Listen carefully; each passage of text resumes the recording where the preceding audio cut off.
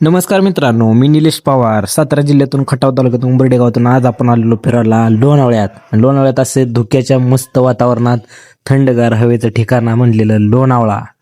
तर जो आपण मित्रासोबत फिरायला आलोय आज लोणावळ्यामध्ये, एवढं भारी वाटलं ना फिरायला, की एवढं फ्रेश वातावरण आणि इथं दुकानं वगैरे एवढं मस्त वाटतं ना.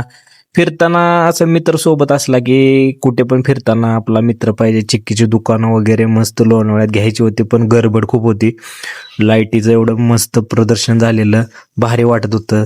रमून गेलेलो एवढ्या मस्त वातावरणात की काही सुचत नव्हतं, काय घेऊ काय नको. पण काय पण म्हणा, मित्र सोबत असला ना की कुठे पण जगात कुठे पण कानाकोपऱ्यात कुठे पण फिरू शकतो. आणि सातारचा माणूस असल्यानंतर तर कुठे पण जावा कानाकोपऱ्यात, त्याच्या भाषेवरून माणूस लगेच ओळखतो हा सातारचा आहे म्हणून. कारण अभिमान आहे आम्हाला सातारकर असल्याचा.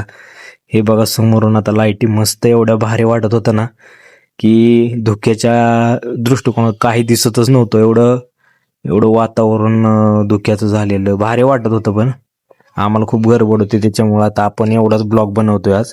तर भेटू पुढच्या ब्लॉगमध्ये. धन्यवाद.